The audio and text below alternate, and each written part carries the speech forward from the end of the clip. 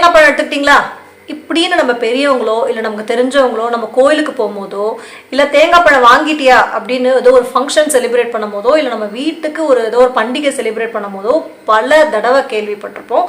நம்மளும் வந்து கண்டிப்பாக தேங்காய் பழம் வாங்கிட்டு தான் கோயிலுக்கு போவோம், தேங்காய் பழம் வச்சு தான் சாமி கும்பிடுவோம், தேங்காய் உடைப்போம் நல்ல காரியத்துக்கு. இது ஏன் அப்படின்னு யோசிச்சிருக்கீங்களா?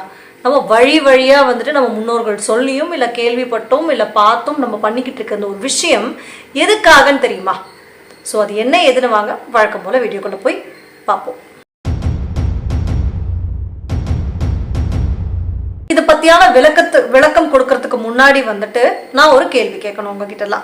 இது வந்து என்னுடைய தனிப்பட்ட கேள்வியோ இல்லை வந்து நான் பர்சனலாக எக்ஸ்பீரியன்ஸ் பண்ணுறதுனால கேட்குற கேள்வியோ இல்லை இது ஒரு இனத்தை சார்ந்து குறிப்பிட்டு கேட்குற கேள்வியோ கண்டிப்பாக கிடையாது. இது வந்து ஒரு ஆணுக்கோ இல்லை பெண்ணுக்கோ மட்டும்தான் இந்த கேள்வியா, அப்படி ஜெண்டர் பயாஸும் கிடையாது. இது கம்ப்ளீட்டாக எனக்கு என்னுடைய கியூரியாசிட்டி, ஒரு தெரிஞ்சுக்கணுன்ற ஒரு ஆவல். சரிங்களா? இது நான் இனிமேல் எப்போவுமே எல்லா வீடியோலையும் ஸ்டார்டிங்கில் ஒரு கேள்வியாக ஒவ்வொரு விஷயமா கேட்க போகிறேன். இது எப்படி எனக்கு தோணுச்சுன்னா, இப்போ இருக்கிற சொசைட்டியில் இப்போ இருக்கிற நம்ம ரீல்ஸு ஷார்ட்ஸ் இதில் எல்லாமே வந்து இந்த மாதிரியான விஷயங்கள் தான் நான் எப்பவுமே பார்த்துட்டு இருக்கேன். ப்ளஸ் அதுதான் வைரல் ஆகிட்டு வருது. ஸோ இதை ஏன் நம்ம வந்துட்டு நம்ம ஃபேமிலி கிட்ட கேட்கக்கூடாது? நம்ம ஃபேமிலி வந்துட்டு அது என்ன நினைக்கிறாங்க அப்படின்றதுக்கான ஒரு சின்ன ஒரு தாட் ப்ராசஸ் தான். சரிங்களா? ஸோ இது வந்து நான் இனிமேல் வீடியோ போடும் போதெல்லாம் ஒரு கேள்வியாக ஃபஸ்ட்டு ஒவ்வொரு விஷயமா நான் பார்க்குற விஷயத்த நான் கேட்குறேன். அகைன் நான் சொல்கிறேன், இது என்னோட தனிப்பட்ட கேள்வி கிடையாது, யாரையும் சார்ந்தது கிடையாது, எந்த ஒரு ஜெண்டரையும் சொல்கிறது கிடையாது, ஜெண்டர் பயாஸ் கிடையாது. சரிங்களா? ஸோ இப்போ பார்த்தீங்கன்னா கல்யாணத்துக்கு முன்னாடியான ஒரு வாழ்க்கை உங்களுக்கு இருந்திருக்கும் இல்லையா? ஸோ கல்யாணத்துக்கு அப்புறம் அந்த வாழ்க்கை வந்து எக்ஸாக்டாக உங்களுக்கு இருக்காது. மேபி அது இன்னும் மெருகேறி இருக்கலாம், இல்லை அது கொஞ்சம் மெருகு கம்மியாக கூட ஆகியிருக்கலாம். அந்த மாதிரியான சுச்சுவேஷனில் அதை எப்படி நீங்கள் எதிர்கொள்கிறீங்க? எனக்கு இதுக்கான பதில் வந்து கமெண்ட் பாக்ஸில் சொல்லுங்கள். லைக் அந்த ப்ரிசைஸாக சொல்லணும்னா, இப்போ டேட்ஸ் லிட்டில் பிரின்ஸாவோ டேட்ஸ் லிட்டில் பிரின்சஸாவோ இருந்திருப்பீங்க. கல்யாணத்துக்கு அப்புறம் சேஞ்சஸ் இருக்கும், சில பேருக்கு பாசிட்டிவாக கூட இருக்கும், அந்த மாதிரில நெகட்டிவாக கூட இருக்கலாம். ஸோ அந்த மாதிரியான விஷயங்கள் உங்களுக்கு வரும்போது அதை எப்படி நீங்கள் வந்துட்டு உளவில்லாதியாக லைக் வந்து மைண்ட் ரீதியாக வந்து எப்படி அதை ஹேண்டில் பண்ணிகிட்டு இருக்கீங்க அப்படின்றது எனக்கு கொஞ்சம் க்யூரியஸாக இருக்குது. ஏன்னா அதை பற்றியான விஷயங்கள் நான் பார்த்தேன். ஸோ அதனால் நான் ஒரு வீடியோவாக வந்துட்டு அதை நான் ஒரு கொஷனாக கேட்குறேன். இதுக்கான எனக்கு அது உங்கள் எப்படி ஹேண்டில் பண்ணுறீங்கன்றதை வந்து எனக்கு கமெண்ட்டில் சொல்லுங்கள். சரிங்களா? ஸோ இப்போ நம்ம வீடியோக்குள்ளே வருவோம். ஸோ அந்த தேங்காய் அண்ட் அந்த வாழைப்பழம் வந்து எதுக்காக படைக்கிறோம் அப்படின்னா, ஒவ்வொரு விஷயத்துக்கும் ஒவ்வொரு தெய்வ ரீதியாக ஒரு ஆன்மீக ரீதியாக ஒரு விளக்கம் இருக்குது. ஸோ வாழைப்பழம் பார்த்தீங்கன்னா எப்படி வந்து அந்த தோல் வந்து ஒரு சுவையே இல்லாமல் அந்த தோலுக்குள்ளே இருக்க பழம் வந்து ஒரு சுவையாக இருக்கோ, அந்த மாதிரி நம்மளுடைய மைண்டு வந்து பல நெகட்டிவ் தாட்ஸ்னாலையும் நெகட்டிவ் விஷயங்கள்னாலையும் வந்துட்டு மூடி இருக்கு. அதுக்குள்ளே இருக்கிறது வந்து நம்ம ஆத்ம ரீதியாக நல்ல விஷயங்கள், பாசிட்டிவான விஷயங்கள்.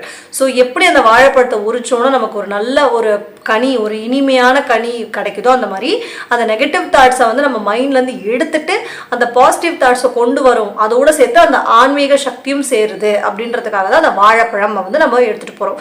ப்ளஸ் இந்த வாழைப்பழமும் இந்த கோகனட் அதாவது தேங்காயும் வந்து எந்த ஒரு ஆர்டிஃபிஷியலான ஒரு கலப்படம் இல்லாத இயற்கை கொடுத்த ஒரு அதிசயம். சரிங்களா?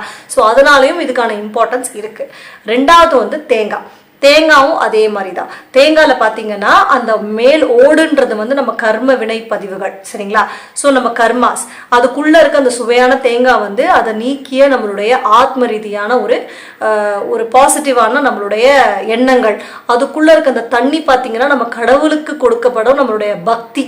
ஸோ இதை ஒரு சிம்பாலிக்காக கொடுக்கறது தான் வந்து அந்த தேங்காய். சரிங்களா? நம்மளுடைய உடம்பும் மனதும் நம்மளுடைய ஆத்ம கனெக்ஷனும் தான் கலந்தது தான் அந்த தேங்காவும் வாழைப்பழமும். இதனால தான் அந்த தேங்காய் அண்ட் வாழைப்பழம் வந்து நம்ம சாமிக்கு படைக்கிறோம். அது இன்னைக்கும் வந்து ஒரு முக்கியமான விஷயமா இருக்கு. சரிங்களா? இதுக்கான விளக்கம். இன்னொன்று பார்த்தீங்கன்னா, கேரளாவில் நம்ம ஐயப்ப சாமிக்கு மாலை போட்டுட்டு போகும்போது நெய் தேங்காய் எடுத்துகிட்டு போவோம். கரெக்டாக? ஸோ இந்த நெய் தேங்காய் எதுக்கு எடுத்துகிட்டு போகிறோம்? அந்த நெய் தேங்காய் எதுக்காக எடுத்துகிட்டு போகிறோம் அப்படி பார்த்தீங்கன்னா, யூஸ்வலாக அந்த ப்ராசஸ் என்னென்னா, அந்த நெய் தேங்காவை எடுத்துகிட்டு போய் அந்த தேங்காவை வந்துட்டு சாமி கிட்ட படைச்சிட்டு அதில் இருக்கிற அந்த நெய்யை வந்து சாமிக்கு அபிஷேகம் பண்ணிவிட்டு அந்த மீதி இருக்கிற நெய்யை கீழே 18ஆம் படியில் வந்து அங்கே எரிஞ்சிட்ருக்க அந்த தீஜ்வாலையில் போடுவாங்க. ஸோ இதுக்கு மீனிங் என்னென்னா, அதே தான் அந்த தேங்காயில் இருக்கிற வந்து அந்த ஒரு ஓடு இருக்கு இல்லையா, அந்த ஓடு வந்து கர்ம வினை பதிவுகள், நம்மளுடைய கர்மங்கள், நம்மளுடைய ஹோல் பாடி ப்ராசஸ் அது. சரிங்களா? அதை வந்து நம்ம சாமி சாமிக்கு எடுத்துகிட்டு போய் அதுக்குள்ளே இருக்கிற அந்த தேங்காய் வந்து நம்மளோட உயிர் ஒளின்னு சொல்கிறாங்க, நம்மளுடைய உயிர் ஆத்மான்னு சொல்கிறாங்க. ஸோ அந்த ஆத்மாவை சாமியோட கால் பாதத்தில் கொடுத்துட்டு அந்த உடம்பானது நம்மளுடைய சரீரமானதை வந்துட்டு சாமிக்கே அர்ப்பணம் பண்ணிட்டோம். இனிமேல் நீ தான் என்னுடைய வாழ்க்கையும் என்னுடைய உயிர் ஒளியும் என் வாழ்க்கையும் உனக்கே சரணாகதி, நீ தான் பார்த்துக்கணும். இனிமேல் எனக்கான மன அமைதி, அதுக்கப்புறமா உடல், உயிர், ஆத்மா, அது மாதிரி எல்லா செயல்களும் உன்னை சார்ந்தே இருக்கும் அப்படின்ற ஒரு சிம்பாலிக்கான ஒரு நம்மளுடைய கிராட்டிடியூட், நன்றி கடன் எக்ஸ்பிரஷன் தான் இந்த நெய் தேங்காய் அப்படின்றது. சரிங்களா? இந்த மாதிரி எக்கச்சக்கமான ஒரு விளக்கங்கள் அந்த காலத்திலேயே நம்ம முன்னோர்களால் படைக்கப்பட்டிருக்கு. சும்மாலாம் ஒரு ப்ராசஸை ஆஸ் நம்ம எடுத்துகிட்டு பண்ணுறோம் அப்படின்றதுலாம் கிடையாது. ஒவ்வொன்றுத்துக்கும் விஞ்ஞான ரீதியாகவும் ஆன்மீக ரீதியாகவும் விஷயம் இருக்குது. இதில் நான் ஒரு 2 கேள்வி கேட்குறேன். சரிங்களா? இப்போ நம்ம கோயிலுக்கு போகிறோம்ல, கம்பல்சரி அந்த கோயிலில் போய் நம்ம தீப ஆராதனை எடுத்துக்கிறோம். கரெக்டாக? அது ஏன்? அப்புறம் நம்ம ஏன் கோயிலை சுற்றி வரோம்?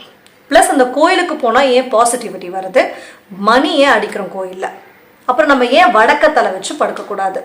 இந்த மாதிரியான கேள்விகள் எனக்கு முன்னாடி வந்துச்சு. அதனால் பிறந்தது தான் ஒரு வீடியோ. அந்த வீடியோடைய லிங்க்கும் நான் டிஸ்கிரிப்ஷனில் கொடுக்குறேன், கண்டிப்பாக பாருங்கள். ஸோ இப்படியான கேள்விகள் நம்ம எல்லாருக்கும் மனசில் உதிச்சிருக்கோம்ல, அந்த மாதிரியான கேள்விகளை கமெண்ட் பாக்ஸில் சொல்லுங்கள். கண்டிப்பாக அதற்கான தேடலையும் நான் நம்ம சேனலில் தேடி உங்களுக்காக ப்ரெசென்ட் பண்ணுறேன். சரிங்களா? வழக்கமாக வீடியோட எண்டுக்கு வந்துட்டோம். Welcome to my channel name is தேடலை தேடி, தட் இஸ் குவெஸ்ட் சர்ச். இந்த மாதிரி தேடல்கள் எக்கச்சக்கமாக உலகத்தில் இருக்குங்க. உங்களுக்காக நான் தேடுறேன். உங்கள் ஆதரவும் சப்போர்ட்டும் நம்ம சேனலுக்கு எப்பவுமே தேவை. ஸோ இப்படிப்பட்ட நல்ல வீடியோவில் நெக்ஸ்ட் நம்ம சந்திப்போம். கேள்வி மறந்துடாதீங்க, எனக்கு அதுக்கு பதில் சொல்லுங்கள். நன்றி, வணக்கம். தேடலை தேடி.